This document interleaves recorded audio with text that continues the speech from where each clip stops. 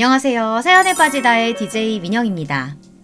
여러분은 힘들 때 속 시원히 털어놓을 사람이 있으신가요? 저는 보통 친구들한테 이야기하며 위로를 받는 편인데요. 오늘의 사연은요, 처제의 고민을 듣다 못해 폭발해버린 형부가 보낸 사연입니다. 더운 여름날 속을 시원하고 후련하게 풀어줄 통쾌 복수극이 펼쳐지니까요. 오늘 사연도 끝까지 함께 해주세요.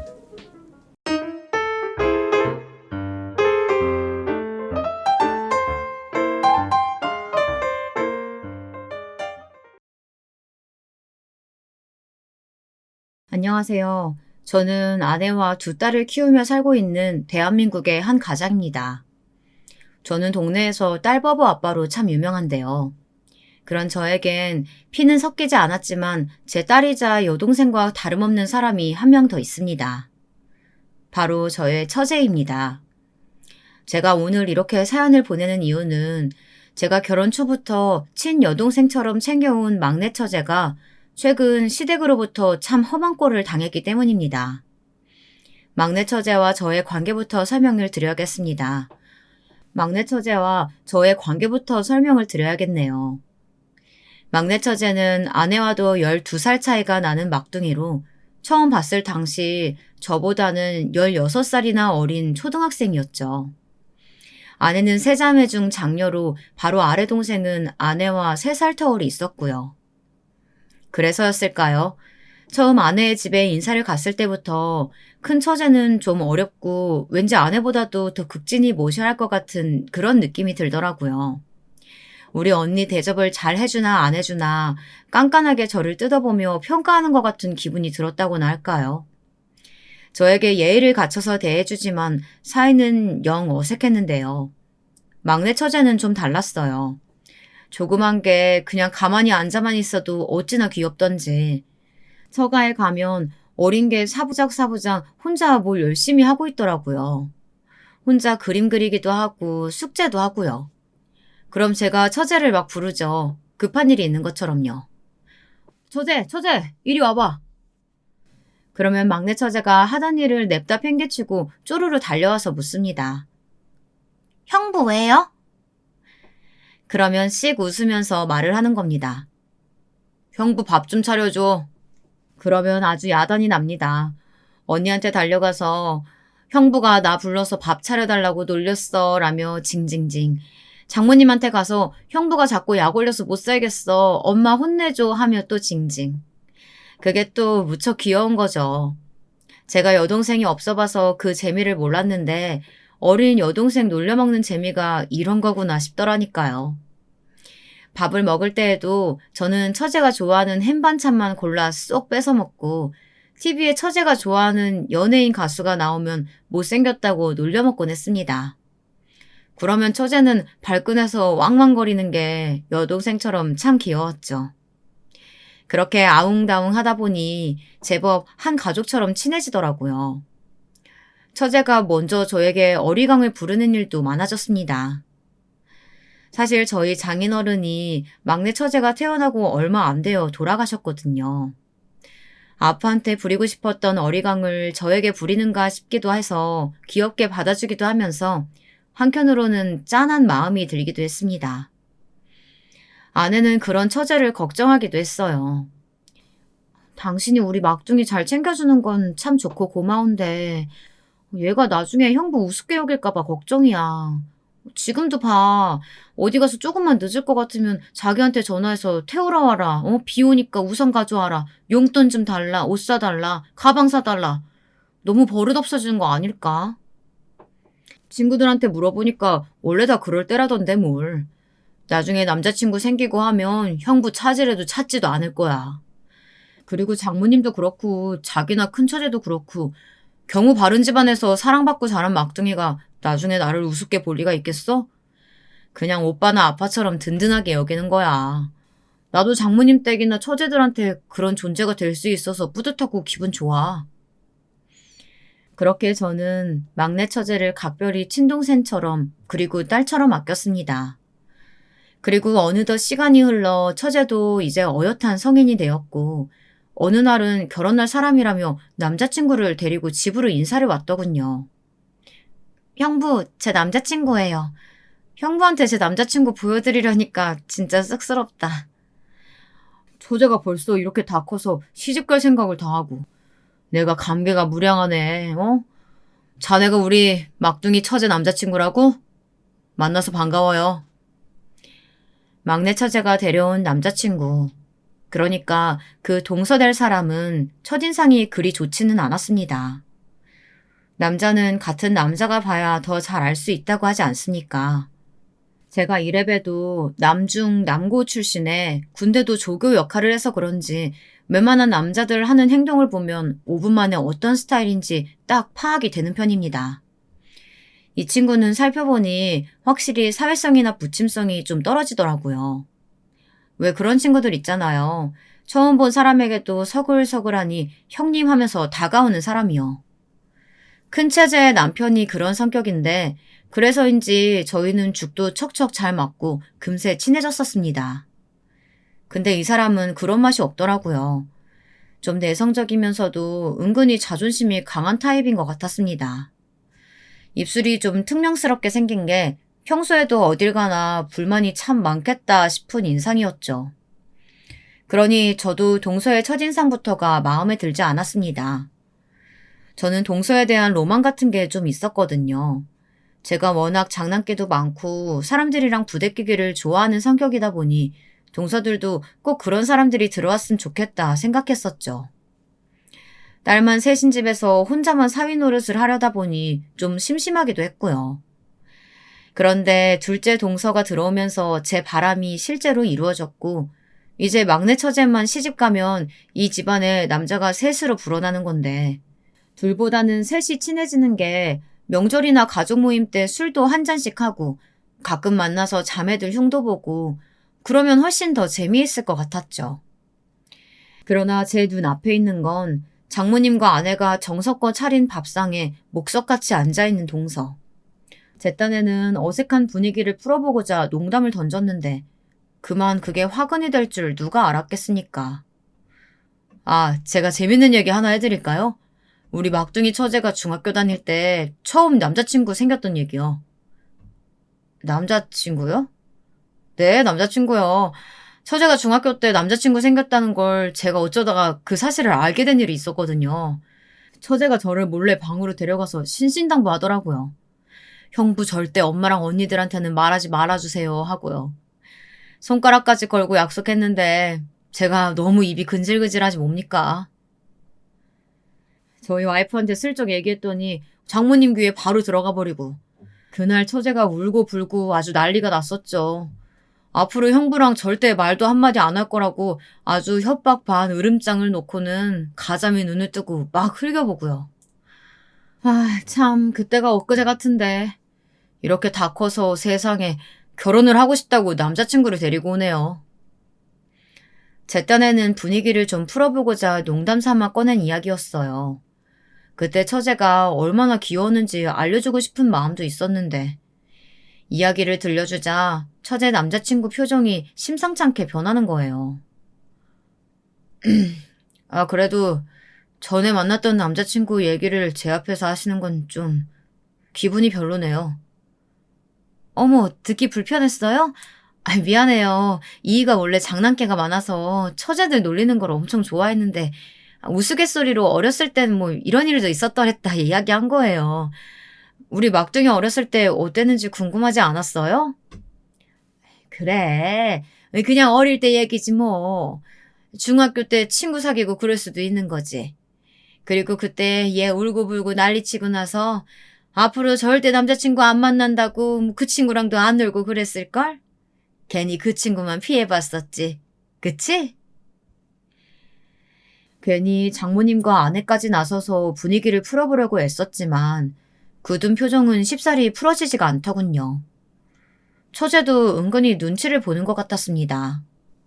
그렇게 가시방석에 앉은 듯이 막내 처제의 남편감 소개받는 자리는 끝이 났습니다. 장모님이나 저나 아내는 그 친구가 썩 마음에 들지 않았지만 더 황당한 게 뭔지 아세요? 그쪽에서 되려 갑자기 우리 막내 처제랑 결혼을 못하겠다고 나오는 겁니다. 난 자기가 그렇게 중학교 때부터 남자친구 사귈 정도로 물란한 여자일 줄 몰랐어. 아니, 그건 형부가 농담 삼아 한 말이라니까. 나 그때 걔랑 손도 안 잡아봤어. 어릴 때 기억도 안 나는 일 가지고 왜 그래. 자기가 입장 바꿔서 생각해봐. 우리 집에 처음 인사 왔는데 우리 엄마가 내 예전 여자친구 이야기 꺼내면 기분 좋겠어? 생각해보니 그럴 수도 있겠네. 맞아. 나 같아도 자기 전 여자친구 이야기 듣기 거북했을 거야. 그래, 기분 나빴다면 미안해. 내가 사과할게. 이런 식으로요. 처제 생각에도 형부가 굳이 하지 않아도 될 농담을 해서 이 사단이 났다고 저를 조금 원망하는 것도 같았습니다. 그러니 제가 적극적으로 이 결혼을 말릴 수나 있었겠습니까? 그렇게 처제는 막내 동서와 결혼을 하게 되었습니다. 처제가 결혼하던 날 마치 우리 딸 시집이라도 보내는 듯이 제가 그렇게 눈물이 나더라고요. 그것도 그럴 것이 장인어른도 없고 마땅히 혼주 노릇을 할 친척 어른도 없어서 제가 그 자리에 서게 됐거든요. 딸 시집 보내는 마음이 이런 거겠구나 하는 마음이 들어서 더더욱 그랬던 것 같습니다. 정신없이 손님들을 맞이하다가 처제의 손을 잡고 식장 앞에서 입장을 기다리는데 갑자기 긴장이 되면서 식은땀이 쫙 흐르는 것이 태어나서 처음 느껴보는 기분이 들었습니다. 약간 소름도 돋고요. 지금 생각하면 하늘에 계신 장인어른이 이 모든 사단을 눈치채고 마지막으로 처제의 결혼을 뜯어말려 보려고 하늘에서 내려오셨던 것을 제가 느꼈던 것일지도 모르죠. 하여튼 그렇게 신부 입장이 시작되었고 막내 동서에게 처제의 손을 넘겨주는데 갑자기 왈칵 눈물이 쏟아지는 거예요. 이 좋은 날 눈물을 보여서는 안 될 것 같아 겨우겨우 참고 내려왔는데 문제는 그 다음이었습니다. 제가 깜짝 선물로 처제에게 낭독할 편지를 준비했거든요. 제 순서가 되어 저는 단상 위로 올라갔고 제가 입을 떼자마자 첫 마디에서부터 처가 식구들은 물론 하객들까지 그야말로 훌쩍훌쩍 소리만 가득한 눈물바다가 되고야 말았습니다. 안녕하세요. 저는 아버님을 대신해 신부의 손을 잡고 입장했던 큰사위입니다.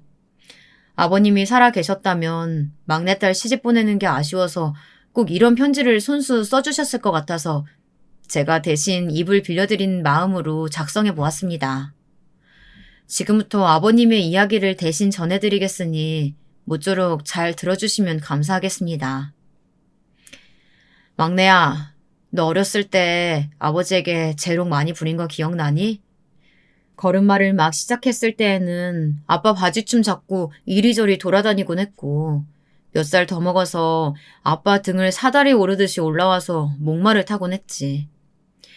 해견아 떨어질까봐 숱도 얼마 없는 아버지 머리카락을 꽉 붙들고 깔깔거리다 웃던 이 모습 생각하면 그놈 참 영리하네 이러면서 대견해하던 일이 엊그제 같다. 네가 벌써 다 커서 오늘 시집을 가는 날이 되었구나. 아빠가 늘 미안하게 생각하는 것은 어린 너희를 두고 너무도 일찍 세상을 떠나게 되었다는 거란다. 네가 갖고 싶다는 학용품이며 장난감 한 개도 내 손으로 직접 사주지도 못하고 졸업식이며 입학식에 참석해서 사진 한 장 찍어보지도 못한 것이 참으로 미안하다. 아버지가 졸업식 날 비벼주는 짜장면을 한 그릇 먹는 모습을 꼭 한번 보고 싶었는데 말이야. 다행히 네가 독립심도 강하고 어렸을 때부터 영리한 탓에 좋은 회사 들어가서 좋은 남자 만나서 이렇게 가정을 꾸리게 되었구나. 아빠는 우리 딸이 이렇게 참 대견스럽고 자랑스럽게 살아가는 모습을 늘 지켜보고 있었어. 앞으로도 네 곁을 떠나지 않고 가정의 평화와 행복만 깃들기를 바라고 또 바랄 거야. 여보게 내 사위, 내 이렇게 큰 사위의 입을 빌려서 이야기하지만 간곡히 부탁하네. 사랑하는 우리 딸 고생시키지 말고 늘 애틋하게 대해주게. 간곡히 부탁하네. 식장에는 훌쩍훌쩍 콧물을 들여마시는 소리, 꺽꺽 흐느끼는 소리, 눈물을 훔치는 소리들이 가득했습니다. 결혼식이 끝나고 처가에서 소소하게 뒤풀이 겸 수고했다고 술 한 잔을 주거니 받거니 하고 있는데 둘째 동서가 기립박수를 치면서 감동받았다는 이야기를 하더라고요. 아, 형님, 전 정말이지 오늘 완전 감동받았습니다. 어떻게 그런 생각을 하셨어요? 처제가 형님 손 잡고 들어가는 게 못내 안쓰럽기도 했는데 형님 덕분에 큰일을 아주 성공적으로 잘 치른 것 같아요. 그렇죠, 장모님? 그러니까 말이야. 어떻게 그렇게 기특한 생각을 했어? 나는 정말 우리 집 양반이 쓴 편지로 느껴졌다니까. 눈물 나서 참느라 혼났네. 우리 집 양반 빈자리 채워줘서 정말 고마워. 고맙네. 그렇게 결혼식이 잘 끝났다 싶었는데 그날 밤에 10시도 넘는 시간에 웬 모르는 번호로 전화가 하나 온 거예요. 네, 여보세요? 안녕하세요. 혹시 저희 사돈댁 형부 되시나요? 아, 네, 네, 안녕하십니까. 이런 늦은 시간에 무슨 일이십니까? 네, 하도 기가 차서 잠이 안 와서 아들한테 사돈댁 전화번호 물어봐서 이렇게 실내 무릅쓰고 전화 걸었습니다. 네? 아니, 기가 막히시다뇨? 이 시간에 사돈댁 무서운지 모르고 다짜고짜 전화를 걸어온 것도 참 기가 막힐 노릇인데 목소리가 잔뜩 성이 난 것이 뭔가 단단히 따지려고 전화를 한 모양이더라고요. 대체 동서는 뭐 하는 사람인지 아무리 제 엄마가 화가 났다지만 이 시간에 전화번호를 물어본다고 그걸 또 가르쳐 준답니까? 저도 은근히 부하가 치밀어 오르기 시작했지만 간신히 참고 통화를 이어갔습니다. 아니, 낄 때 못 낄 때 구분을 좀 하셔야지. 내가 우리 애 그 집에 인사드리러 갔을 때부터 그렇게 괜히 얘기 꺼내가지고 애들 싸움 부추긴 것도 익히 들어서 알고 있어요. 근데 오늘은 좀 도가 지나친 거 아니에요? 명색이 집안 잔치인 결혼식인데 어디 있지도 않은 아버님 편지를 읽겠다고 나서서는 분위기를 그렇게 초상집 마냥 우중충하게 망쳐놓는 거예요. 아, 그건 제가 보니까 다른 결혼식들 가봐도 신부 아버지가 신부에게 편지 읽어주시는 분들이 많길래 저희 처제도 제가 어렸을 때부터 아버지처럼 키운 거나 다름없어서 대신에 좋은 덕담 좀 건네려고 준비한 거였습니다. 그게 그렇게 불편하셨습니까? 네, 불편하죠. 그러니까 이렇게 전화를 드렸지 않겠습니까? 저는 막말로 걔가 아니 이제 우리 며느리니까 며느리라고 합시다. 며느리가 식장에 형부 손잡고 들어간다는 것도 아주 못마땅했던 사람이에요. 형부가 남이면 남이지 피가 섞인 가족은 아니지 않습니까? 거기다가 뭐 아버지 없다고 어디 광고판에 내거는 것도 아니고 뭘 그렇게 야단스럽게 유난을 떨어가지고 남의 결혼식을 다 망쳐놓느냔 말이에요. 이미 결혼식은 다 끝났으니 뭐 어쩔 수 없다고 쳐도 앞으로 형부분께서는 가족들 일에 너무 나서지 않는 것이 좋겠네요.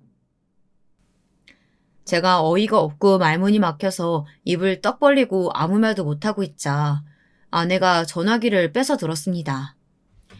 안녕하세요. 저는 제 동생 큰언니 되는 사람입니다. 옆에서 듣자 하니 형부와 처제가 피가 안 섞였다는 이유로 저희 남편한테 이 한밤중에 전화해서 무례를 범하시는 것 같은데요. 그럼 피가 섞인 언니인 제가 대신 대답해드리죠. 듣다 보니 사돈 어른께서는 아까 결혼식 있었던 일이 불쾌하실 수도 있다는 생각이 들기도 하네요. 하지만 아무리 그렇다고 해도 말이 좀 너무 심하시네요. 이 사람 말 맞다나 저희가 아버지 일찍 여의고 가족끼리 의지하고 지낸 세월이 길어서 그런 거니까 좀 너그러이 이해해 주시면 안 되는 것이었을까요? 보니까 이 집 사람들 다 보통 성격이 아니네.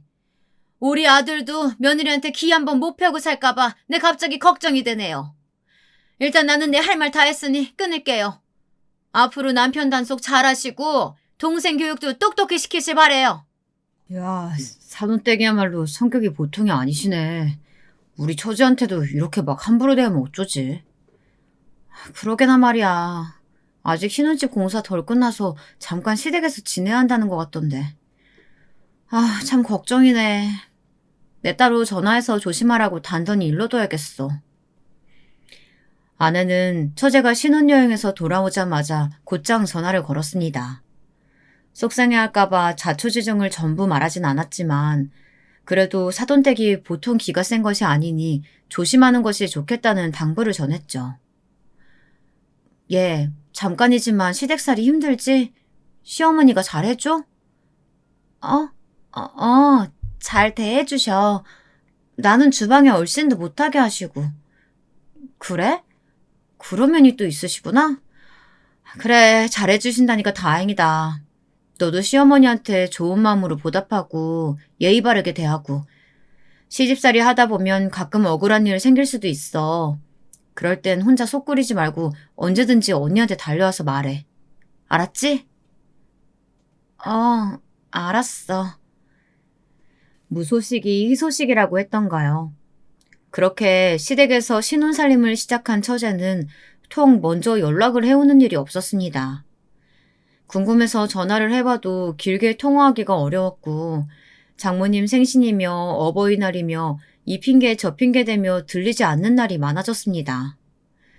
근데 그게 알고 보면 처제가 시댁에서 부엌에 얼씬도 못하게 한다던 시어머니 이야기는 혹시나 장모님이나 내가 걱정할까봐 대충 둘러댄 말이었더라고요.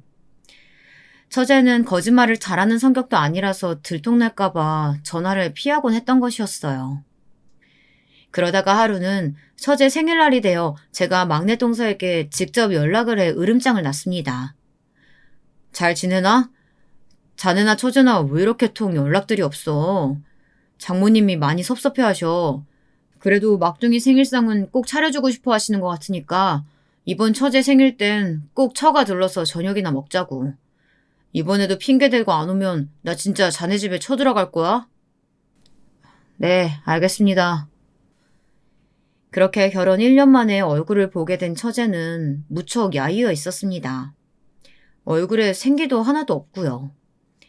장모님도 처제가 집에 들어가자마자 어찌나 걱정을 하시던지요. 어머, 너 얼굴이 왜 이래? 피죽도 못 얻어먹은 사람처럼. 어디 아프니? 엄마, 사실 나 임신했어. 벌써 5개월이래. 입덧이 심해서 그런가 봐. 뭐? 임신? 그런 경사가 있으면 당장 엄마나 언니한테 전화를 해야지. 왜 여태껏 말을 안 했어? 어머님이나 이이나 임신 초기에는 어떻게 될지 모르니까 좀 안정되면 알리자고 해서. 이렇게 얘기하잖아. 축하나 해주세요. 엄마, 내가 좋아하는 음식 많이 차려놨어?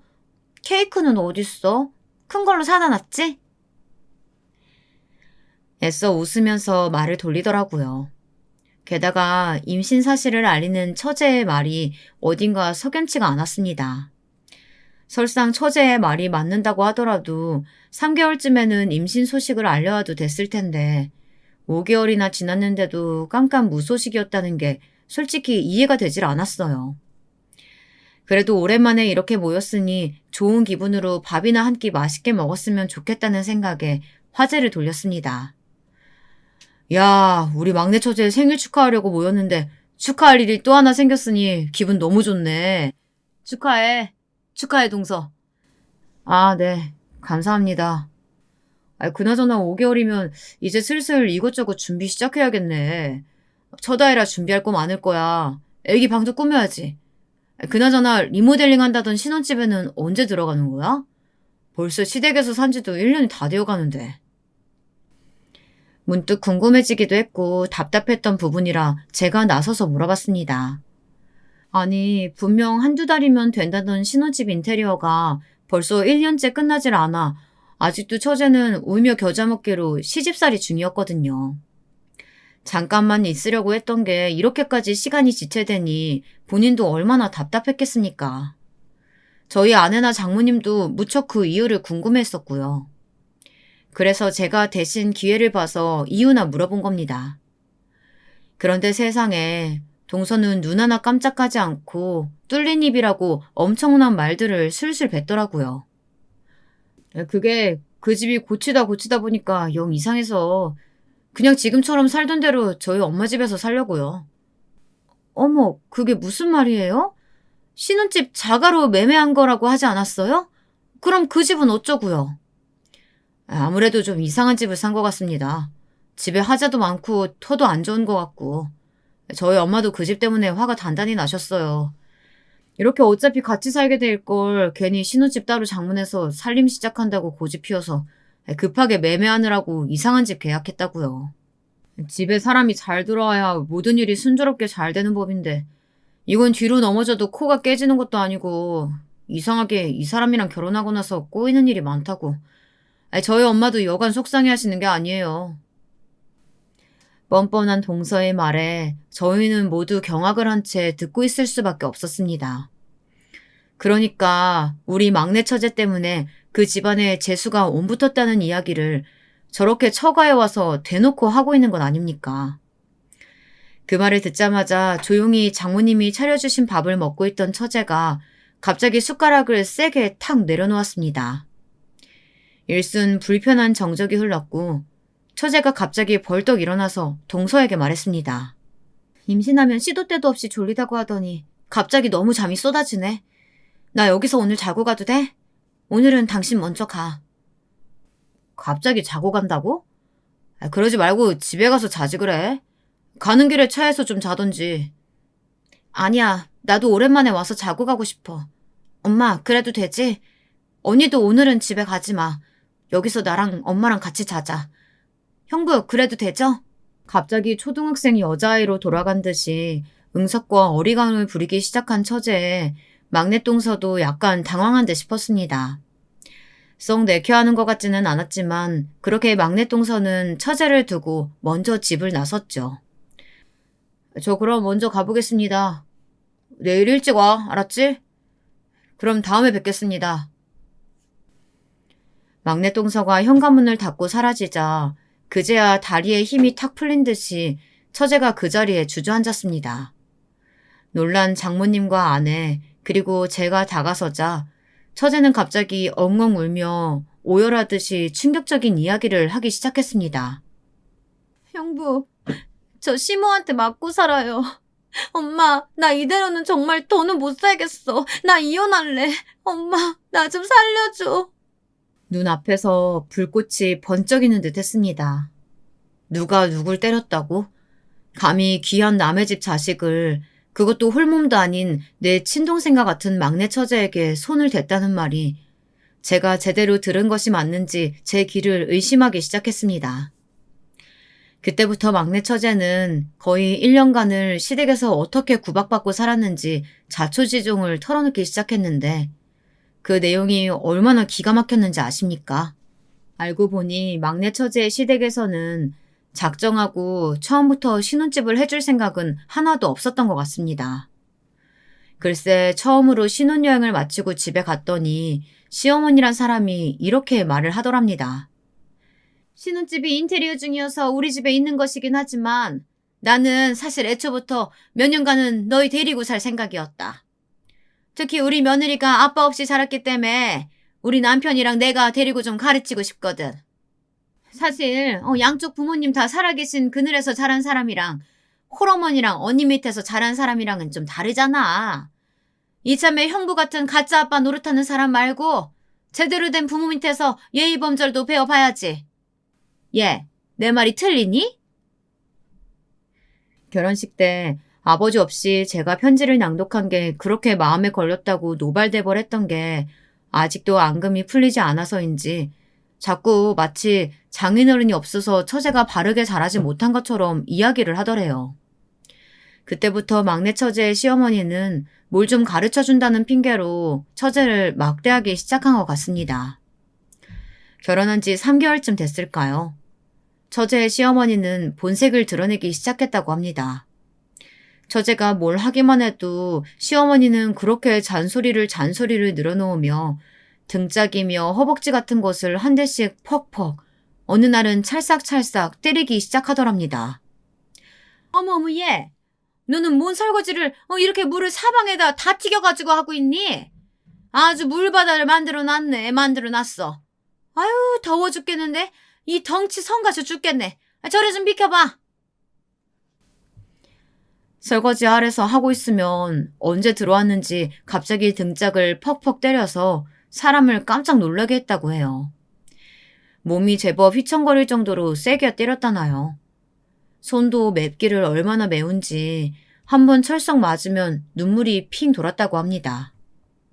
과일을 깎으라고 시켜놓고 영 마음에 안 든다며 과일칼을 뺏어가며 허벅지를 몇 대 찰싹찰싹 때리기도 하고, 외출하려고 현관문에 앉아 신발을 신고 있으면 뒤에 서 있다가 얼른 나가라고 발로 처제를 차버린 적도 있다네요.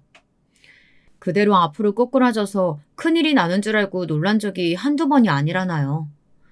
아무리 그래도 우리 처제도 다 큰 어른인데 바보같이 맞고만 있었겠습니까? 참다 못한 처제가 한 번은 따진 적도 있다고 했습니다. 어머니, 그렇게 자꾸 때리시면 저 너무 아파요. 살짝 때리시는 것도 아니고 방금도 제 몸이 이렇게 밀려나기까지 했잖아요. 아니, 그러니까 네가 행동을 똑바로 하면 내가 너를 때릴 일이 있어 없어? 지금도 봐라. 너는 네 남편 밥 다 먹었는데도 더 퍼다 줄까 묻지도 않고 네 방만 푹푹 퍼먹고 있으니 내가 답답해서 손이 먼저 나가는 걸 어쩌니? 이런 식으로 모든 것이 막내 처제의 잘못 때문인 것으로 몰아가기까지 하니 제대로 된 항변도 할 수 있을 리가 없었다고 합니다. 게다가 동서도 순전히 지 엄마 편이었다고 했습니다. 어머님이 자꾸 나를 때리시는데 나 정말 어쩔 땐 기분이 상하기도 하고 어쩔 땐 맞은 데가 너무 아파서 몸까지 든 적도 있다니까. 엄마가 너를 친자식처럼 오죽 편하게 생각하시면 그러겠어. 나도 어렸을 때부터 많이 얻어맞고 컸어. 지금도 가만히 봐봐. 나도 너만큼 엄마한테 맞을걸? 그리고 나는 장모님이 그렇게 한 대씩 때리신다고 해도 기분 안 나쁠 것 같은데. 너는 왜 그렇게 매사에 불만이 많냐? 너는 우리 집에 시집 와서 대체 우리 집안 사람으로서 적응하고 지내볼 생각은 없는 거야? 시댁살이 하면서 남편도 의지가 안 되니 처제가 얼마나 힘들고 외로웠겠습니까?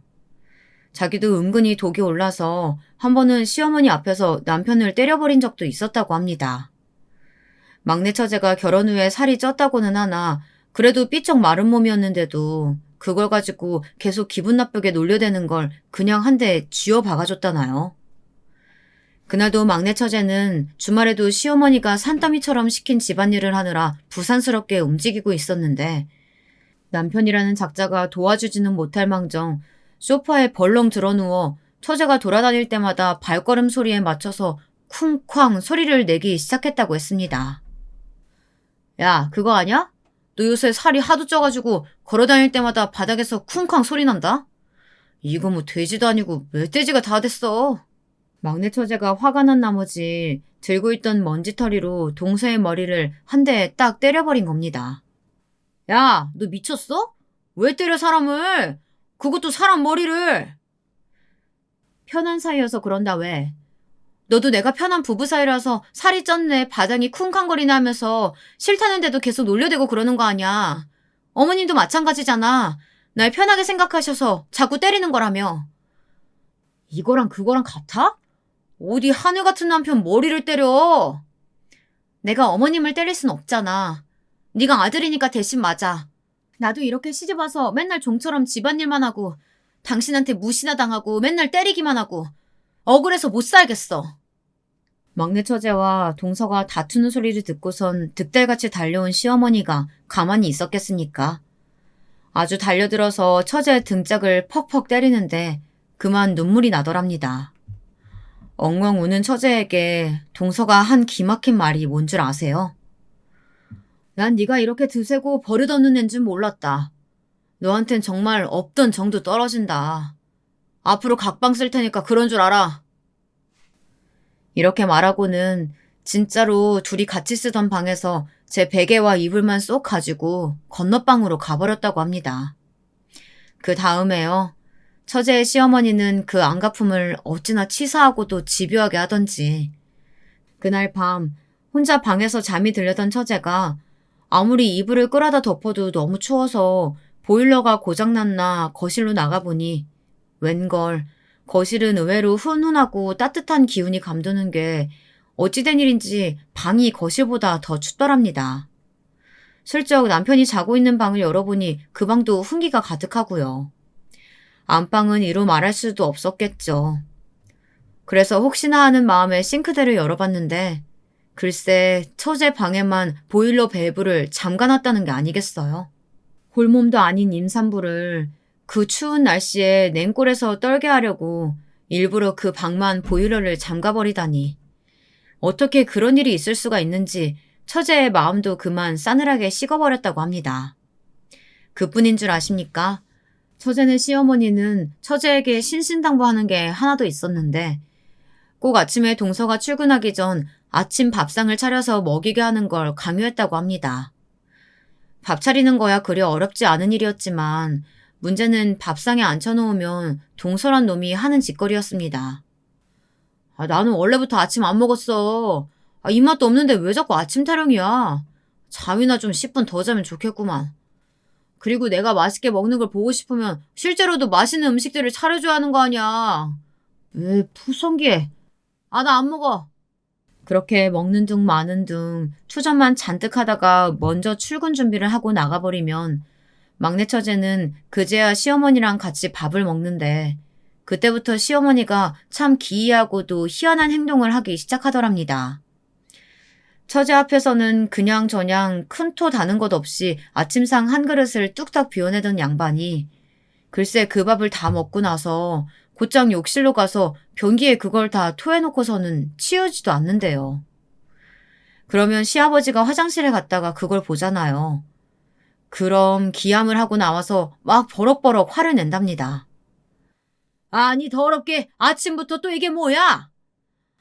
통 입맛이 안 맞아서 먹을 수가 있어야죠. 얘가 차린 정성이 있으니까 억지로 몇 살 뜨긴 했는데 영 비위가 상해서 그만 실수해버렸네요. 그러면 웃긴 게 또 뭔지 아십니까?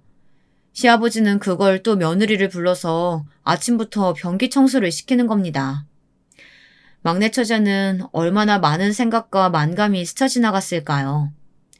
하루 이틀도 아니고 매일매일 그런 아침을 보내야 했으니 게다가 임신 초기 때는 본인도 입덧이 심했을 터인데 그게 얼마나 괴로웠겠냐고요. 이 모든 이야기를 들은 장모님은 가슴을 치며 울기 시작하셨습니다. 내가 그동안 우리 막내딸이 이런 꼴 당하는지도 모르고 나 혼자만 잘 먹고 잘 지내고 나는 엄마도 아니야. 엄마도 아니야. 정말 미친 집구석 아니면 사람한테 이럴 수가 있어? 아니 마음에 안 들면 결혼을 시키지 말던가. 사람을 데려가서 이렇게 대하는 게 맞는 처사냐고. 나 이대로는 못 참아. 앞장서. 너네 시댁으로 가자.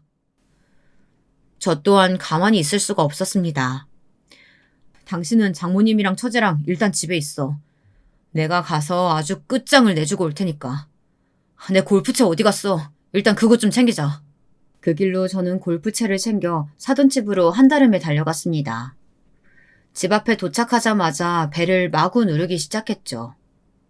한밤중에 웬 소란인지 온 집안에 불이 켜지고 잠이 덜 깬 얼굴로 막내 동서와 사돈이 줄줄이 나오더군요. 저요.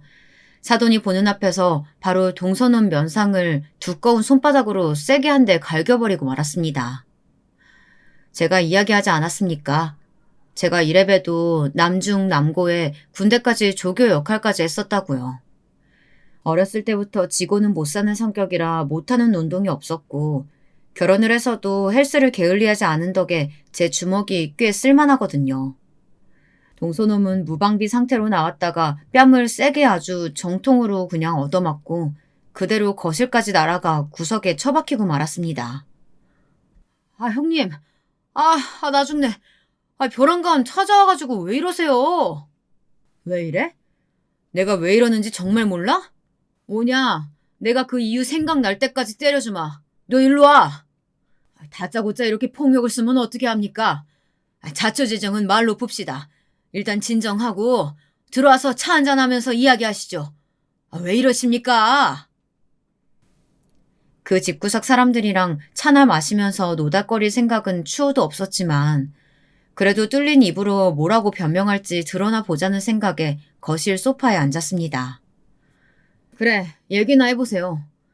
내가 우리 처제가 이 집에서 당한 수모를 하나하나 빠지지 않고 전해듣고 이렇게 밤중에 찾아오지 않을 수가 없어서 뛰어왔습니다. 우리 처제가 이 집 시어머니에게 그렇게 손찌검을 당했다던데 맞습니까? 거기 사돈 어르신, 저한테 전화해서 따졌을 때처럼 조목조목 한번 말해보시죠. 어디 때렸습니까? 지금까지 몇 대나 때렸습니까? 내가 가져온 이 골프채로 똑같은 부위만 골라서 내 이 동서놈 때려줄 생각입니다. 어머, 저 사람 말하는 것 좀 봐. 그렇게 안 봤는데 깡패예요? 얘 뭐하니? 얼른 경찰 불러. 당신은 좀 가만히 있어.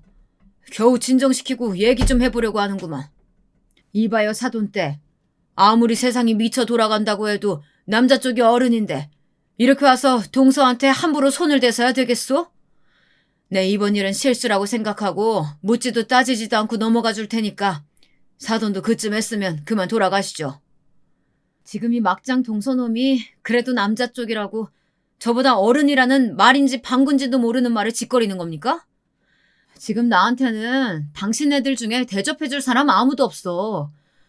그런 줄은 알았지만 역시나 입으로 똥 같은 소리만 뱉고 있네요. 더 들을 것도 없겠네. 다들 하던 일 마저 하세요. 나도 내 볼 일 마저 볼 테니까.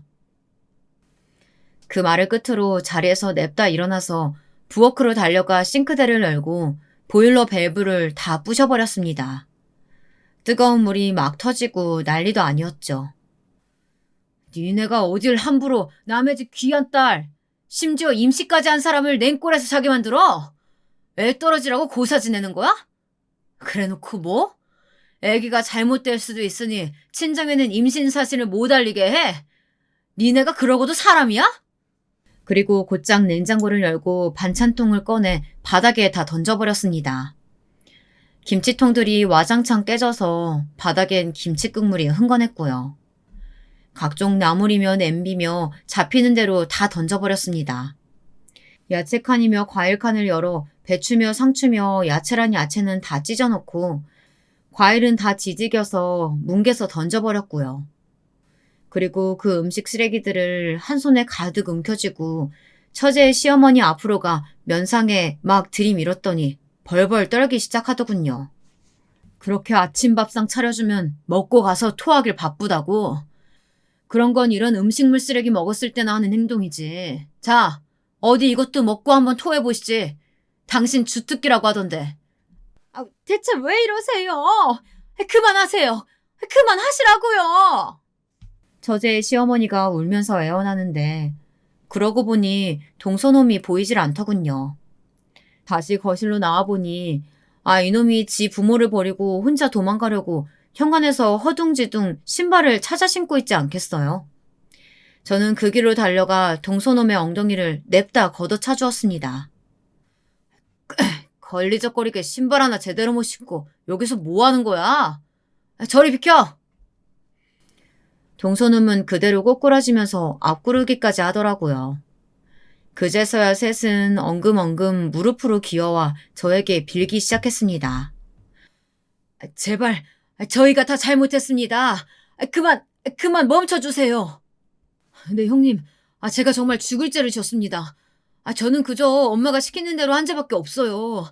엄마가 며느리 버르장머리 초장부터 길들여야 한다고 하길래 그거 맞는 줄만 알았지. 이렇게 심하게 하시는 줄은 몰랐어요. 살려주세요. 네네. 다 제 잘못이고 제 불찰입니다.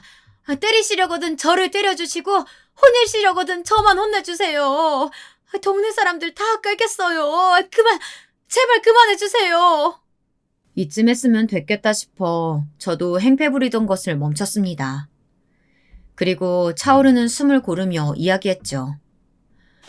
말귀들은 알아들으신 것 같으니 오늘은 이만하도록 하죠. 날 박는 대로 저희 처가로 오세요.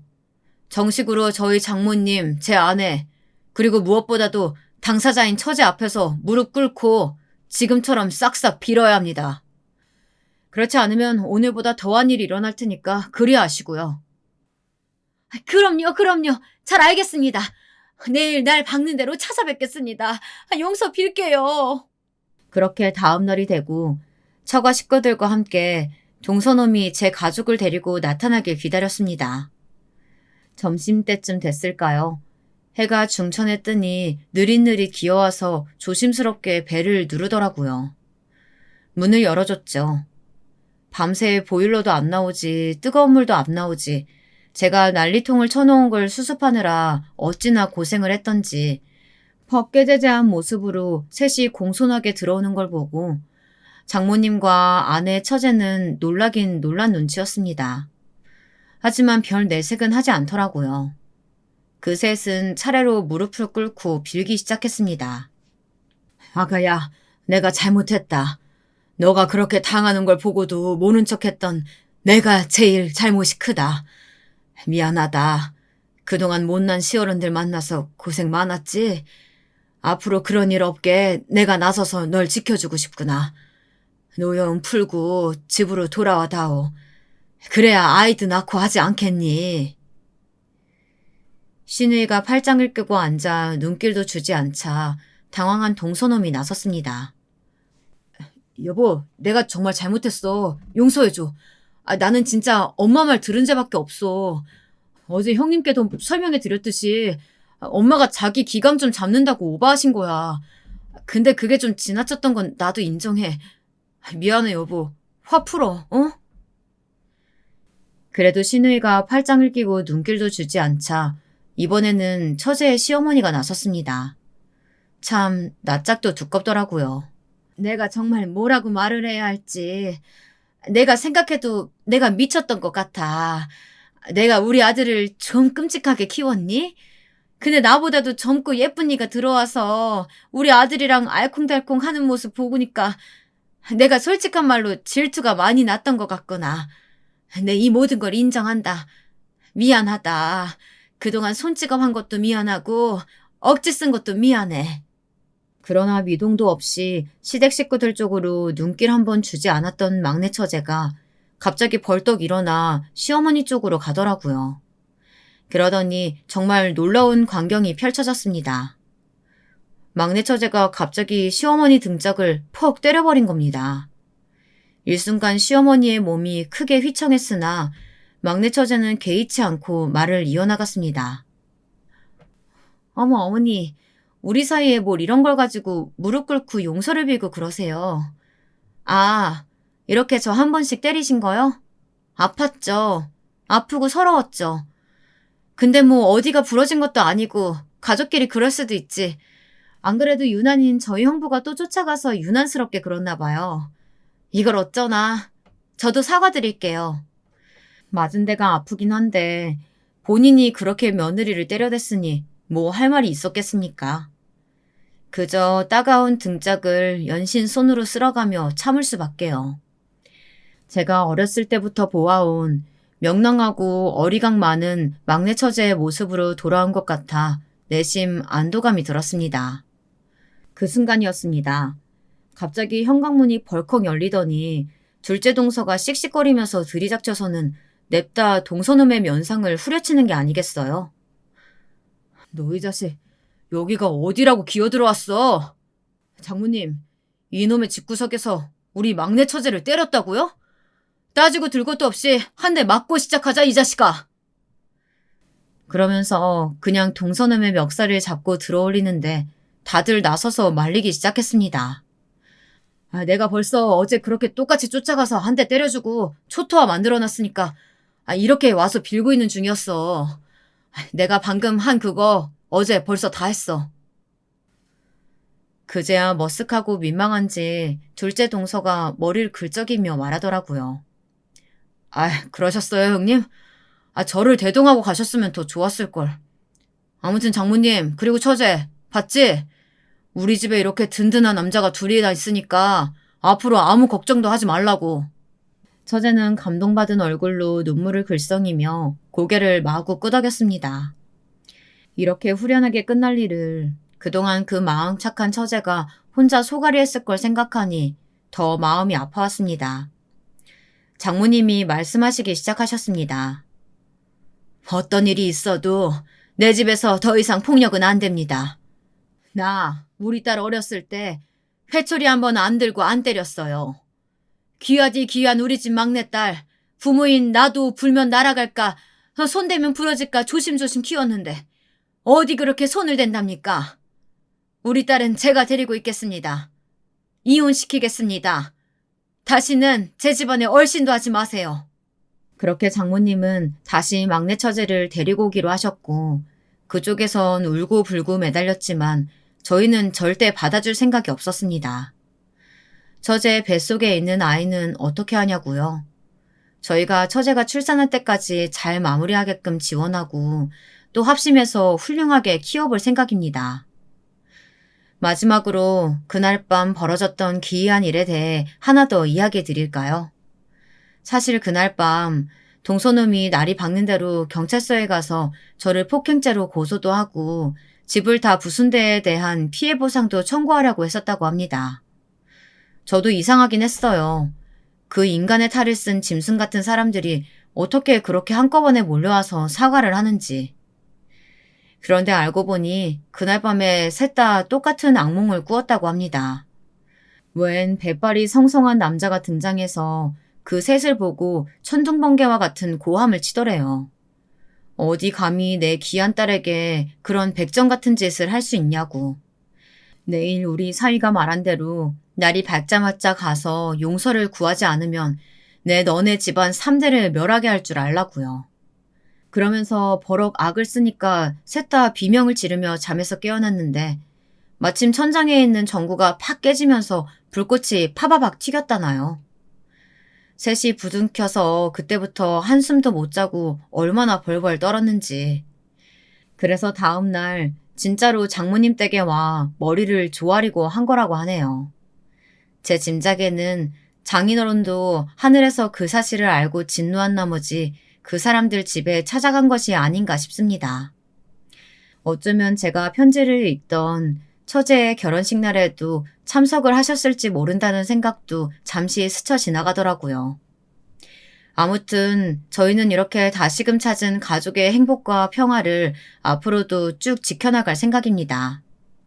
여러분, 가족끼리 화목하고 합심하면 이토록 헤쳐나가지 못할 일이 없습니다.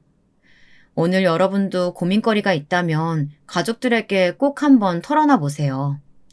의외로 속 시원하게 해결될 수도 있으니까요. 지금까지 제 얘기 들어주셔서 감사합니다.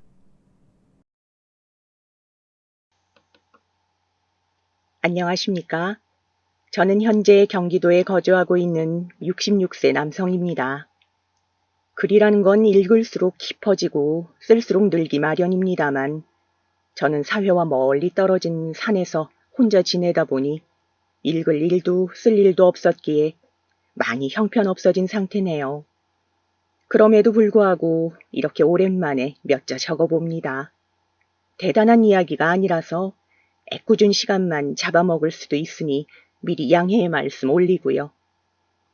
한갑이 넘어서 지난 날을 돌이켜보니 제 인생이 가련하게 느껴지는 순간들이 있었습니다. 저는 늘 포기해야 하는 사람이었거든요. 선택한 일을 끝까지 책임지고 싶어 했지만 이상하게도 매번 상황에 쫓기고 사람에 밀려나서 결국 타이반 자의반으로 포기한 일이 한두 가지가 아니었죠. 이번에 그 일들에 대해 털어놓아 보려고 합니다. 어떻게 보면 이 글이 제 처음이자 마지막 고해가 되겠네요. 저는 시골 작은 마을에서 태어났습니다. 소를 키우는 아버지 밑에서 일을 배우고 자연을 벗삼아 놀며 나름대로 10대 시절을 행복하게 보낸 기억이 아직 남아 있어요. 그런데 행복은 옆에 있으면 못 알아차리는 것처럼 그 당시엔 어린 마음에 화려한 도시로 떠나고 싶어 했죠. 이상하게도 그땐 시골의 고요함보다 도시의 소음이 좋았어요. 귀가 아릴 정도의 정신없는 곳이라면 나도 세련된 사람들 틈에서 자연스럽게 섞일 수 있을 거라 생각했던 걸지도 모르고요. 그래서 전 20살이 되자마자 시골의 안정적인 삶을 포기한 채 바로 서울로 올라왔습니다. 부모님이 가지 말라며 그렇게 말렸었는데 뒤도 돌아보지 않고 뛰쳐나온 게 여지껏 마음에 걸려요. 그 뒤로 10번 남짓도 찾아뵙지 못한 사이 두 분 다 돌아가셨거든요.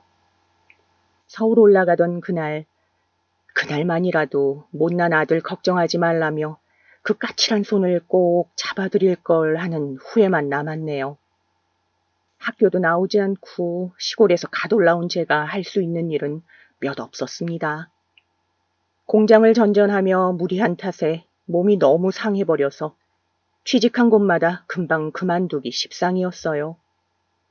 체질과 체형이 바뀌는 건 정말 순간이더군요. 원체 건강하신 부모님 사이에서 태어나 시골에서 자랐으니 몸 하나는 튼튼하다고 자부했는데 서울로 올라와서는 어쩐지 점점 파리해져가고 앙상해지는 느낌이었죠. 밥을 잘 챙겨 먹어도 늘 허기가 지고 까맣던 피부는 점점 창백해지고요. 이러다 약해진 몸을 이끌고 다시 고향으로 내려가게 되는 건 아닐지 걱정이 되기 시작할 무렵이었어요. 일터에서 알게 된 한 대리님이 저를 따로 불러내더니 이제 그만 정착해야 할 때가 아니냐며 다른 회사에 사무직을 소개시켜 주었습니다. 아마도 제가 일하던 모습을 좋게 봐주셨던 것 같아요. 그러니 마다할 이유가 없었죠.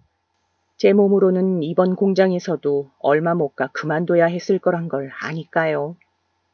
비록 공장이란 장소는 똑같았지만 그래도 실무를 하는 것보다 책상 앞에 앉아서 일하는 게 비교도 안 될 정도로 편하더라고요. 자리값인지 뭔지 사실 처음에는 무시나 멸시적인 행동을 받기도 했어요. 어디서 온지도 모를 갓 성인 된 시골 촌뜨기가 비싼 책상 자리를 떡하니 차지했으니 고깝게 보였을 수도 있죠. 그래서 밥 먹을 때도 일부러 저를 피하고 말을 걸어도 대답조차 해주지 않을 때가 많았습니다. 이런 게 텃세구나 싶었죠. 그런 모습에 더욱 오기도 생기고 일소환이 없는 저를 뽑아준 곳이기에 실망시키고 싶지 않기도 해서 저는 더 악착같이 정말 열심히 일했습니다. 모르는 부분이 있으면 주변 사람들 하나하나 찾아가면서 묻고 배우고 익히기를 반복했죠. 무시하면 답해줄 때까지 계속 매달리면서요. 그 당시 회사 내 제 별명이 악발이었으니 이해가 되시겠죠? 이런 노력이 통했는지 저는 그 뒤로도 제자리를 지킬 수 있었고 직급도 없이 시작했지만 어느새 진급까지 하게 되었습니다. 공장도 점점 더 확장해갔고 업계에서 입지가 굳어지면서 모든 게 안정적으로 바뀌는 듯 보였죠. 직장 생활을 하면서 어느 정도 돈을 모은 후에 학교를 가려고 했습니다. 고등학교는 부모님 덕분에 무사히 졸업할 수 있었지만 그것보다 대학을 나와야 사회에서 인정을 받을 수 있더라고요. 그 시절도 다를 바 없던 거예요. 대학교만 나오면 자연스럽게 사무직으로 이어지고 지금보다 덜 노력해도 더 인정받으며 지금보다 더 높은 직급으로 승진할 수 있다고 다들 그러더라고요. 그래서 나도 뭐 안 될 거 없지. 나도 대학을 가보자 라는 생각으로 열심히 돈을 모았고 거진 목표하던 만큼 모았을 때 오랜만에 부모님을 찾아가 말씀을 드렸습니다. 학교를 가고 싶다고. 그런데 아버지가 갑자기 노발대발 화를 내시는 겁니다. 그렇게 말려도 기어코 도시에 가서 직장을 얻더니 뭐? 이제 와서 학교를 다녀? 돈은 여기서도 충분히 모을 수 있었다. 서울까지 가서 직급까지 달았으면 그걸로 운이 좋구나 하고 열심히 일할 것이지 다시 학생이 되겠다는 게 가당키나 해. 난 반대다. 안 되는 줄로 알고 이만 포기해. 대학교를 가겠다는 일념하에 몇 년을 버텼는데 이렇게 한순간에 좌절되니 너무나 절망스러웠습니다. 그렇지만 이번만큼은 부모님의 고집을 꺾을 수 없었어요. 부모님은 제가 언젠간 돌아갈 곳으로 남아 있었는데 저를 안 보겠다고 하시니 어쩔 수 없겠더라고요. 처음 고향을 떠나올 때만 해도 이 정도까진 아니었거든요. 어른들 눈에는 멀쩡한 직장을 놔두고 공부를 하겠다는 게 이해가 안 된다는 거 납득해요. 하지만 그때 이후로 학교를 포기한 게 두고두고 아쉽더라고요. 돈은 평생 버는 것이지만 배움은 다 때가 있는 법인데 한번 끝까지 해볼 걸 놓지 말 걸 싶어서요. 그때 대학을 갔으면 제 인생은 어떻게 변했을까요? 나의 변화한 선택으로 결국 못 만나게 된 미래에 대한 미련이 저를 끊임없이 괴롭혔네요. 그렇게 다시 열심히 회사를 다녔습니다. 때마다 돈을 모아서 부모님께 가끔 용돈으로 보내고 차를 사고 비싼 곳은 아니지만 기숙사에서 나와 제가 살만한 집도 마련을 했어요.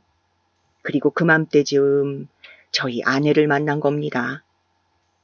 아내는 저희 회사 근처에 있던 음식점에서 서빙으로 일하던 직원이었어요. 처음 몇 번 마주했을 땐 사실 이성적 호감을 느끼진 않았거든요. 워낙 식싹싹하고 잘 웃던 사람이라 인간적인 호의는 있었지만요. 아마 주변 사람들도 그 당시의 아내를 보며 그런 생각을 했을 거예요. 너무나 밝고 쾌활해서 오히려 나와는 어울리지 않는, 나에겐 관심을 줄 것 같지 않은 그런 느낌. 나에게 그런 것처럼 다른 이들에게도 친절한 사람일 테니까요. 그러다 회사 근처로 집을 이사 온 이후로 끼니를 때우기 위해 그 가게를 더 자주 방문하게 되었어요. 자연스럽게 아내를 더 자주 만나게 되었고요. 평일에는 직장 동료들과 같이 방문하다가 주말에 혼자 오는 게 궁금했던 건지 또는 의아했던 건지 아내는 가끔씩 제게 말을 걸어주더군요. 무슨 일을 하는지 묻거나 어느 쪽에 사는지 그런 시시콜콜한 질문을 건네면서 식사하는 내내 말동무가 되어주었어요. 그러다 보니 제 안에서 아내를 향해 항상 느꼈던 거리감이 점점 줄어들고 어느새 마음이 점점 더 커지더군요. 하지만 저는 제대로 된 연애 한 번 한 적 없기에 다가가는 방법을 몰랐죠. 하지만 그건 제 아내도 똑같은 상황이었던 거죠. 그 사이에 재밌는 일도 있었어요. 남자 상사 중 한 명이 자꾸만 아내가 있는 가게로 식사를 가자는 겁니다. 그것도 매일 점심때마다요. 일주일 내내 보는 건 좀 부담스러울 것 같아 거절하고 싶었는데 상사의 고집이 쓸데없이 어찌나 세든지 막상 식사를 하러 가면 밥은 안 먹고 아내를 붙잡고선 호구조사를 하는 거예요. 아내를 마음에 들어해서 그랬던 거였죠. 불쾌했지만 상사에다가 성격이 불같은 작자라 저는 그냥 묵묵히 밥만 먹을 수밖에 없었어요. 그런 스스로가 어찌나 못나게 느끼어지던지 차라리 국에 코를 박고 콱 죽고만 싶은 그런 심정이었어요. 그렇게 며칠 동안 상사의 구애가 반복되던 중 어느 날은 아내가 한창 떠들고 있는 상사를 무시하고선 저에게 다가온 겁니다. 그리고선 이번 주말에도 밥 먹으러 올 거냐고 묻더라고요. 그때는 저도 어느 눈치 보지 않고 그럴 거라고 대답했죠. 그렇게 저희는 주말에 만나 함께 밥을 먹었고 거리를 걸었고 다음 날을 약속하는 그런 사이가 되었습니다. 비록 우리의 사이를 눈치챈 상사의 치졸한 괴롭힘이 잠깐 있었지만 그건 아무것도 아니었어요. 아내처럼 올곧은 사람을 만나게 된 저에겐 너무나 큰 행운이자 복이었거든요. 한때는 어리석은 마음으로 포기할 뻔도 했지만 그런 저를 먼저 붙잡아준 사람이라 이 인연을 놓쳐선 안 되겠다고 다짐했었죠. 가슴 아프게도 아내와 결혼식을 올리기 전 부모님이 돌아가셨어요. 어느 한 분 마음 다치지 않게 같은 해에 떠나셨으니 그나마 위안이 됐다고 해도 될까요? 두 분이 워낙 금술이 좋았으니까요. 그래도 하나뿐인 아들이 장가가는 모습은 보고 떠나셨어야 했는데 그러지 못한 점이 참 가슴 아팠습니다. 한동안 제가 너무나 힘들어하니 어느 날은 아내가 제 손을 꼭 잡고 그러더라고요. 여보, 우리는 꼭 우리 자식들이 연 맺는 모습까지 보고 한날 한시 함께 떠나자. 그리고선 아주 나중에 하늘에서 시부모님을 만났을 때 당신들이 아쉬워하셨을 것들 우리는 전부 다 하고 왔다고 실컷 자랑하자. 그럼 돼, 여보. 그때 아내의 그 이야기들, 그 따뜻한 손의 온기가 너무 다정하고 고마워서 아직도 기억에 남아요. 그 순간을 제가 어찌 잊을 수 있을까요? 아내와 저는 부족한 형편이었지만 그래도 저희의 분수에 맞춰 바로 식을 올렸습니다. 몇 년 지나지 않아 아들 둘을 낳아 내 식구 가정을 이루게 되었고요. 저는 사실 처음엔 아이를 가질 생각이 없었어요. 어차피 아이에 대한 별다른 욕심도 없었고 집사람 고생시키고 싶지도 않았거든요. 살림살이가 좀 더 나아지면 아내 일도 그만두게 하고 집에서 좀 쉬게 할 계획이었죠. 그런데 아내가 아이를 갖고 싶어 했어요. 우리가 지금보다 못 먹고 못 입더라도 아이는 꼭 가지고 싶어 하더라고요. 아내의 의견이 그렇다니 뭐 별 수 있나요? 제가 더 열심히 움직이고 일해서 가장이 되는 수밖에요. 그렇게 어느새 두 식구가 늘었고 육아를 맡은 아내를 대신하여 저는 주말 일까지 구해서 일주일 내내 정말 바삐 지냈습니다. 그러고 보니 20년이 넘는 시간 동안 맘 놓고 이틀 이상 쉰 날이 없는 것 같네요. 나름대로 최선을 다해 일해왔다고 자부하지만 그만큼 가정에 많이 소홀했겠죠. 쉴 틈 없는 하루 속에서 열심히 움직인 만큼 아이들이 원하는 것, 아내가 필요한 건 부족함 없이 해줄 수 있었지만 남편과 아버지로선 제대로 해준 게 없는 것 같아요. 아이를 낳을 때만 해도 다정하고 친근한 아빠가 되고 싶었는데 잔인한 현실은 그럴 기회를 주지 않더라고요. 아이들은 항상 저를 대면하게 대했고 아내는 늘 저에게 고맙다고 했지만 어쩐지 저에 대한 감정이 사라진 듯 보였어요. 젊었을 적엔 이런 모든 상황들이 당황스럽고 섭섭해서 가족들에게 화를 낸 적도 있었죠. 당장 눈앞에 있는 저의 허한 마음을 달래느라 혼자서 많이 버겁고 외로웠을 아내를 돌보지 못했어요. 그렇게 모진 말을 퍼부을 시간에 한 번이라도 더 진솔한 대화를 나눌 걸. 환갑을 앞둔 나이가 되어서야 뒤늦은 후회를 했네요. 6년 전쯤 당시 전 20대 때부터 다니던 직장에 여전히 머무르고 있었죠. 그리고 그 즈음 아이들이 커서 취직을 했을 때쯤이었어요. 첫째는 다른 지역에서 일터를 잡았고 둘째는 베트남에서 사업을 하겠다며 집을 떠났죠. 아이들이 있을 땐 북적북적하던 집이었는데 오랜만에 아내와 저 둘만 남으니 어찌나 휑하게 느껴지던지 직장에 있는 시간이 더 길었던 저도 그렇게 느낄 정도였는데 아내의 마음은 어느 정도였을까요? 하지만 그런 이유로 일을 그만둘 수는 없었습니다. 아직은 정년퇴직을 몇 년 앞둔 때였고 이 시점에서 그만두면 마치 스스로 사회생활을 포기하는 것처럼 느껴질 것 같아서요. 마음이 허할수록 더 굳은 마음으로 일을 했죠. 그런데 하늘도 무심하시지. 갑자기 저에게 권고사직이 내려온 겁니다. 이유는 별게 아니었어요. 나이든 제가 다른 젊은 임원들보다 작업 역량이 떨어지니 그만두게 하려는 어찌 보면 당연한 사회의 순리였습니다. 그렇지만 저는 마치 사형 선고를 받은 것처럼 충격이 이만저만이 아니었어요. 맡고 있던 일을 끝까지 해내고 싶었고 한평생 몸바친 회사에서 내가 여전히 건재한다는 걸 가족들한테 보여주고 싶었거든요. 그래서 처음엔 억지로 안 나가고 버텨보려고 했습니다. 꿋꿋이 출근하고 꿋꿋이 앉아 있었어요. 권고사직을 통보받은 후로도 무려 한 달 동안이요. 그러던 어느 날 저와 몇십 년 동안 함께 일해온 동료 몇 명이 저를 불러내더군요. 그러고선 저더러 하는 말이 자네 이제는 포기하는 게 어때? 그나마 이곳에서 가장 오래 다닌 임원이니 회사도 이 정도로 예의 차려서 봐주고 있는 걸 거야. 그렇게 버티고 우겨봤자 아무도 봐주지 않는다는 거 알고 있지 않나. 이렇게 시간 끌면 오히려 불명예스럽게 퇴사당할 뿐이라고. 또 다른 가족처럼 생각했던 동료들인데 어떻게 저에게 그런 말을 할 수 있던 걸까요?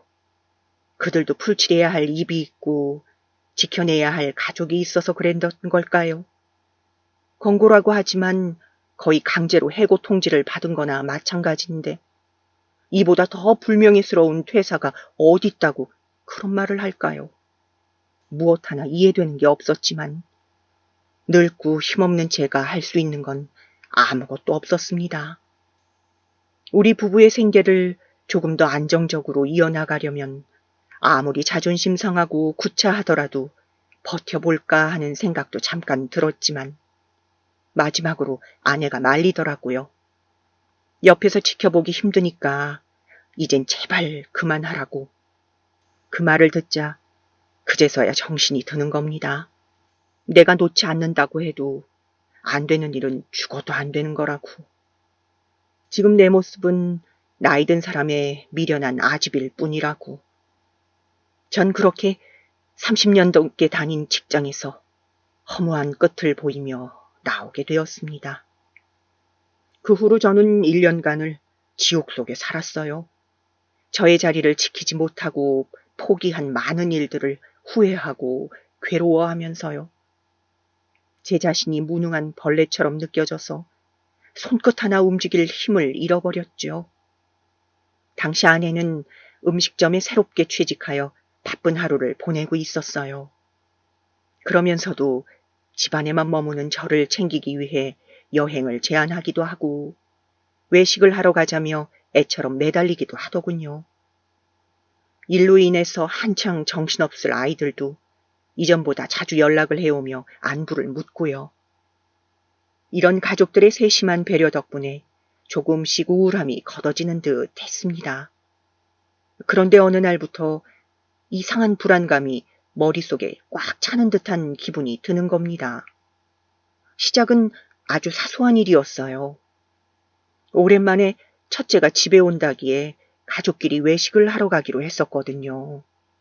아내는 일을 끝내고 오기로 한 터라 제가 제일 먼저 음식점에서 혼자 기다리고 있었습니다.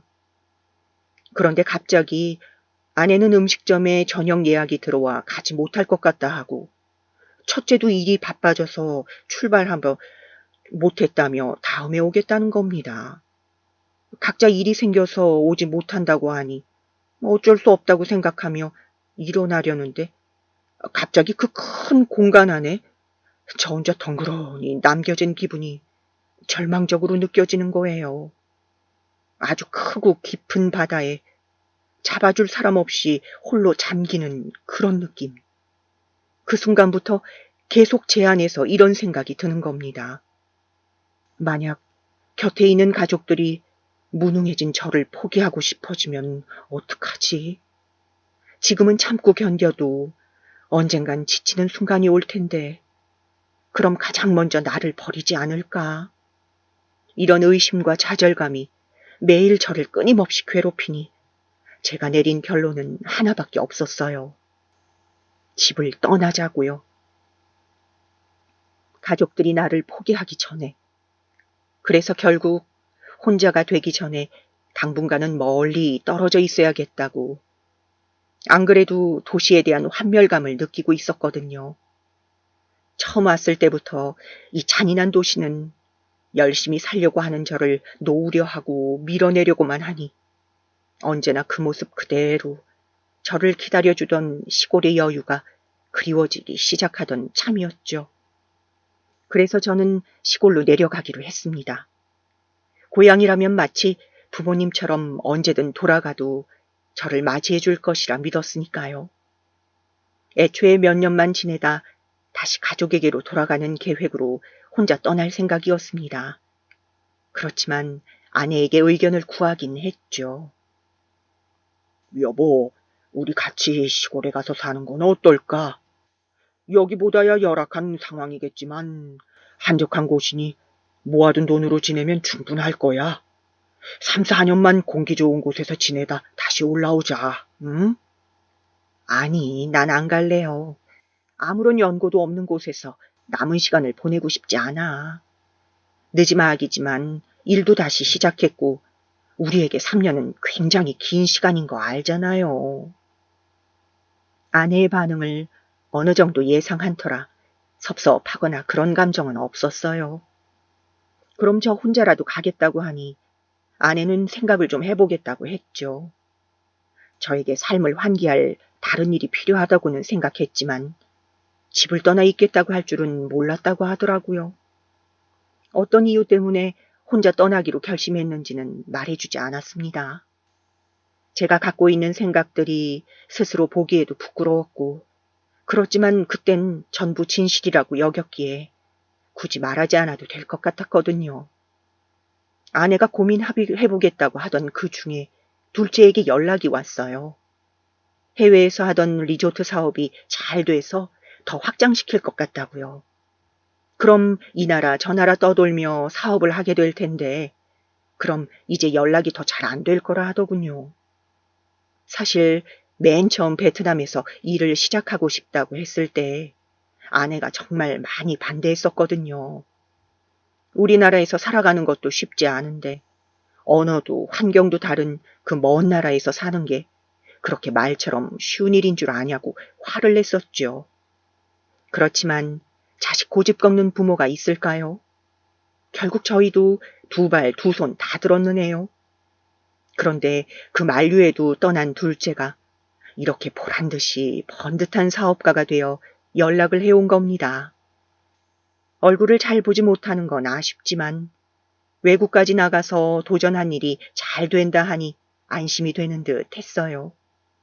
그래도 본인 앞가림은 하며 살겠다 싶어서 걱정거리가 줄어든 기분이었죠. 자신의 자리를 선택하여 최선을 다하고 또 좋은 결과를 가져온 게 대견하기도 했고요. 또 한편으로 다행인 건 이런 둘째의 소식에 아내도 마음이 놓인 것 같더라고요. 제가 혼자 시골로 내려가는 걸 허락해 주었거든요. 딱 2년 만이에요. 그 이상은 안 돼. 생각이 정리되고 마음이 비워지면 언제든 돌아와요. 난 이 자리에서 계속 기다릴 테니까. 아무리 힘들고 괴로워도 함께 있어야 하는 게 가족이잖아요. 아내에게 연거푸 고마움을 전하고선 저는 곧장 시골로 내려왔어요. 원하는 대로 되었으니 기쁠 만도 아닌데 그땐 왜 그리 쫓기듯 내려온 건지 아마도 현실을 회피하려는 마음으로 결정한 선택이었으니 처음부터 행복할 수 없는 길이어서 그런 거겠죠. 홀로 지낼 아내가 걱정되었지만 그때만 해도 몇 계절만 보낸 후에 곧 올라갈 거니까 괜찮을 거라고 스스로와 타협했습니다. 걱정, 불안, 미안함을 갖고서 고향에 가고 싶진 않았으니까요. 어느덧 고향에 도착하고 보니 예전에 살던 집은 온데간데 없지만 그곳은 아직도 제 기억 속 마을의 모습 그대로더라고요. 저는 마을에서 값싼 집을 얻고 조그만 밭을 얻어서 앞으로 살아갈 거처를 사람 냄새 나도록 가꾸기 시작했습니다. 오랜만에 시골 밭일을 하니까 몸이 잘 안 따라주더라고요. 어떻게 해야 할지도 모르고요. 그러니 옆집 젊은 남자가 먼저 집을 찾아와서 저에게 자신만의 노하우와 이런저런 방법을 알려주더라고요.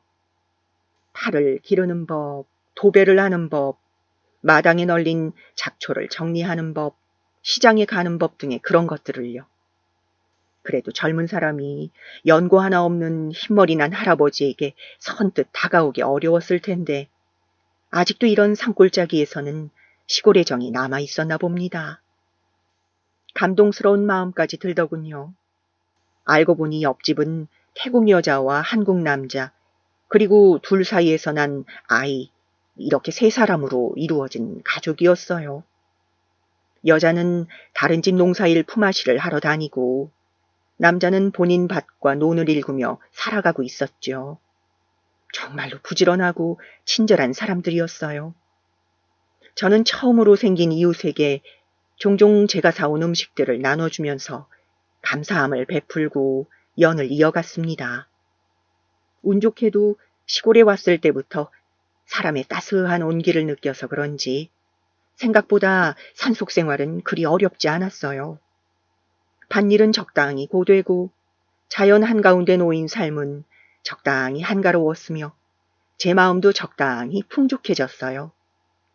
비록 생활 여건이 열악하여 고생스럽긴 했지만 도시에서는 매일 일과 시간에 쫓고 쫓기던 일상이었는데 여기선 뭐든지 저의 선택과 결정으로 하루가 꾸려지니 이제야 정말로 내가 내 삶의 주인이라는 게 느껴지더라고요.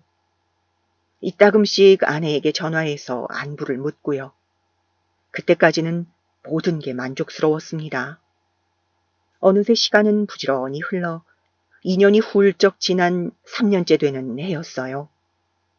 아내와 약속한 시간이 지났지만 도시로 올라가고 싶은 마음이 들지 않았어요.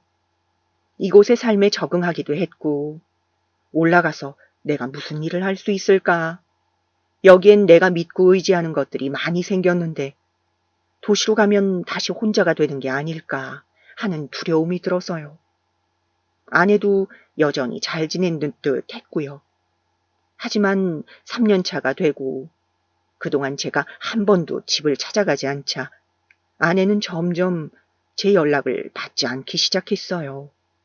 아주 간혹 오던 아이들의 문자도 끊겼고요. 전적으로 전부 다 저의 잘못이에요. 이런저런 핑계로 미루다 보니 늦어진 거였는데 그게 3년이나 지난 줄은 몰랐네요. 시골에 있어서 시간 개념이 둔화해진 거라고 또 스스로를 타협했지만 이 모두가 비겁하고 치졸한 변명인 걸 알고 있습니다. 천벌을 받아도 마땅하죠. 모르겠습니다. 그때는 뭐가 그리 겁이 났는지요. 나이가 들수록 저는 더욱더 겁쟁이가 되어가고 현실을 외면하고 싶어 했어요. 그러다 가을이 됐을 무렵 이대로는 안 되겠다 싶어서 이번엔 꼭 아내를 찾아가야겠다고 계획한 때였어요. 늦게 와서 미안하다 사과하고 조만간 시골에서의 삶을 청산하고서 집으로 가겠다고 약속할 심산이었죠. 그렇게 일정을 짜둔 후 서울에 가기 전에 미리 땔감을 준비해두자 싶어서 사내가 나무를 하고 내려오던 길이었습니다.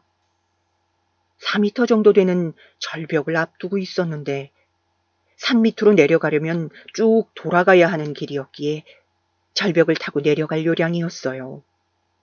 산속 생활을 하면서 체력을 많이 길렀다고 여겨서 제 나이를 까먹고 무모한 오만한 생각을 한 겁니다. 절벽을 짚고서 내려오다가 바로 떨어져 다리가 부러진 거예요. 핸드폰은 거의 사용하지 않아가지고 오지도 않았으니 119도 못 불렀네요. 오직 지나가던 사람이 오기만을 기다리며 그렇게 반나절을 꼼짝없이 절벽 아래 기대어 있었습니다. 극심한 고통이 찾아왔지만 할 수 있는 게 없었어요. 한 발자국만 움직여도 튀어나온 뼈가 덜컹거렸거든요. 다행히 옆집 가족들이 저를 발견하여 병원으로 갈 수 있었습니다. 다리가 부러져 출혈이 심한 터라 바로 수술을 했죠. 그런데 너무 늦게 치료를 받은 탓에 저는 수술 후에도 다리를 절게 되었어요. 누가 봐도 거동이 불편한 장애를 가지게 된 겁니다. 혼자 시골에 가겠다고 우겨놓고 다리까지 못 쓰게 됐으니 아내를 볼 낯이 더욱더 없어졌어요. 스스로가 너무나 한심해 자책도 했지만 변하는 건 아무것도 없었어요. 그 뒤로는 어떻게 살아간지 기억이 잘 안 나요. 눈을 뜨면 일어나고 눈을 감으면 자고 먹을 게 떨어지면 옆집에 돈을 주면서 사와 달라 부탁하고 그런 식이었죠. 부탁하는 일이 잦을 때면 염치가 없으니 밥을 굶는 것도 허다했고요. 매일 밤 저린 다리를 주무르면서 내일이 오지 않기를 바랐지만 질긴 목숨은 끊어질 줄 몰랐죠. 그렇게 숨만 쉬는 산 송장처럼 의미 없이 시간을 보내다 보니 어느새 또다시 2년이 흘렀습니다. 어느 겨울날 수도가 얼어붙어서 잠시 산 밑으로 내려간 때였어요.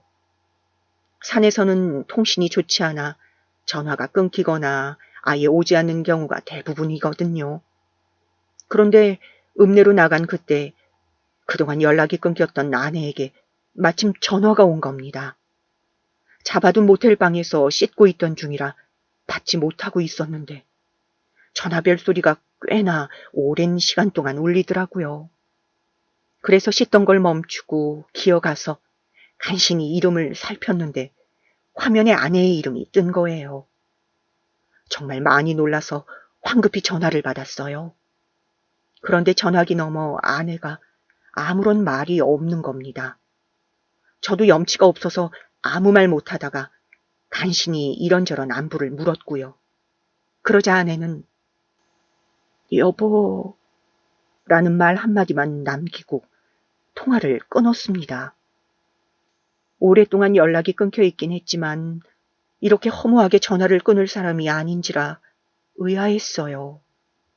그 단발마같이 굵고 짧은 말이 무슨 뜻인지 저는 알 수 없었죠. 하지만 왠지 무언가 걷잡을 수 없는 불길한 느낌이 들어서 아내를 찾아가야겠다고 생각했습니다. 다른 거 다 생각하지 말고 일단 산 아래로 내려가자고요.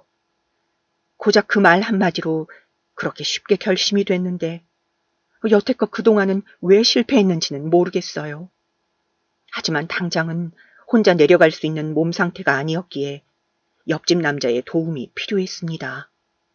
그런데 하필 옆집 남자가 요 며칠간 먼 지역에 있는 남의 집 일을 다니면서 도통 짬을 내지 못하더라고요. 게다가 하필이면 핸드폰도 추위를 이기지 못하고 망가져서 이젠 정말 혼자 움직일 방법이 없었어요. 어쩔 수 없이 꼬박 일주일이 넘는 시간을 기다릴 수밖에 없었죠.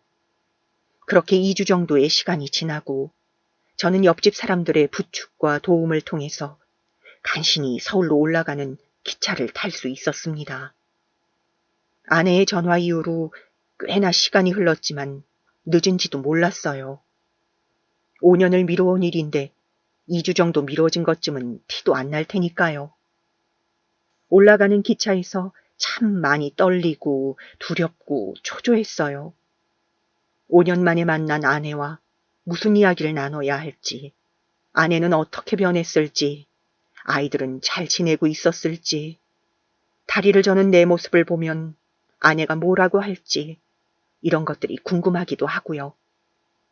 혹여나 잊어버릴까봐 따로 만들어둔 옛집의 주소와 현관 비밀번호가 적힌 종이를 들고서 집을 향해 걸어갔습니다. 아내가 아직도 그 집 그대로 살고 있을 거란 확신은 있었어요. 기다리겠다고 약속했었으니까요. 약속을 어긴 저와는 다르게 아내는 꼭 지켰을 거라고 굳게 믿고 있었죠. 그렇게 오랜만에 만난 옛날 집 앞에서 잠시 숨을 고른 후 집 호수를 찾아 올라갔어요. 떨리는 마음으로 배를 누르니 아무도 나오지 않는 겁니다. 아무래도 아내는 일을 나간 것 같아서 근처에서 혼자 식사나 하고 올까 싶어서 다시 내려가려던 참이었어요. 복도를 청소 중이던 어떤 사람이 저를 수상한 눈빛으로 쳐다보며 무슨 일이냐고 묻더라고요. 처음 본 얼굴인데 이 빌라 집주인이라고 하더군요. 제가 떠난 사이 집주인이 바뀐 듯하여 저도 자초지종을 설명했습니다. 안녕하세요. 다른 게 아니고 저는 이 집에 살던 사람인데 오랜만에 돌아온 길이었습니다. 아내가 집을 비운 듯하여 다시 나가보려던 참이었고요.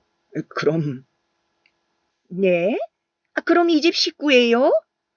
아이고, 소식도 못 들으셨나? 여기에 살던 아주머니 그 2주 전에 죽었어요. 며칠 전에 발견돼서 지금 집 청소 중이고요.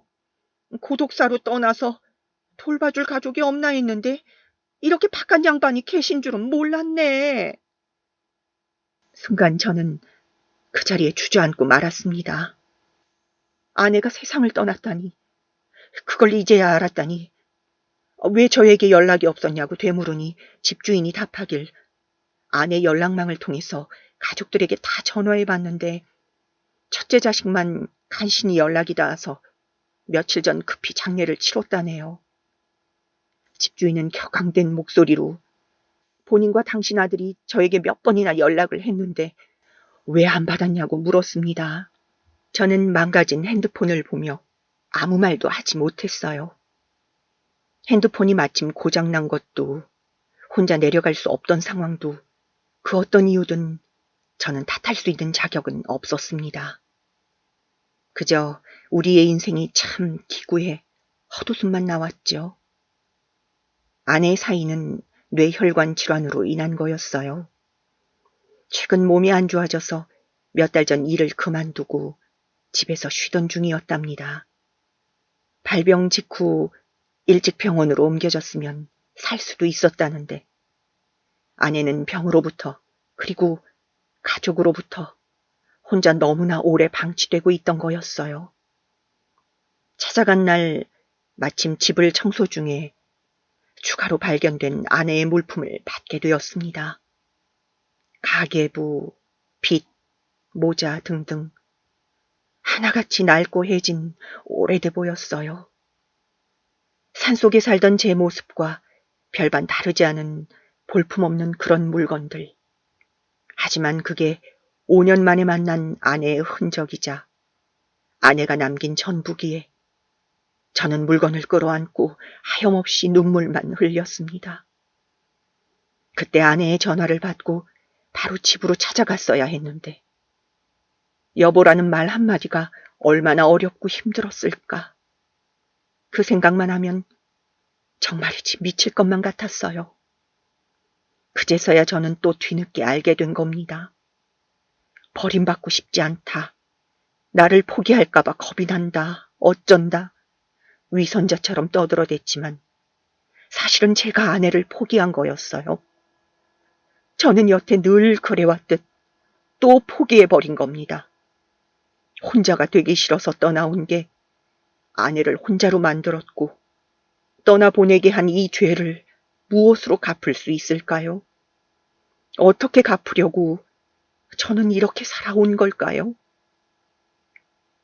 여보, 우리는 꼭 우리 자식들이 연 맺는 모습까지 보고 한날 한시 함께 떠나자. 그리고선 아주 나중에 하늘에서 시부모님을 만났을 때 당신들이 아쉬워하셨을 것들 우리는 전부 다 하고 왔다고 실컷 자랑하자. 아직도 밤마다 꿈속에선 아내의 목소리가 몇 번이고 되뇌어집니다. 꿈속에서 그 말을 들은 저는 아내는 약속을 꼭 지키는 사람이라 다행이라면서 환하게 웃고 있어요.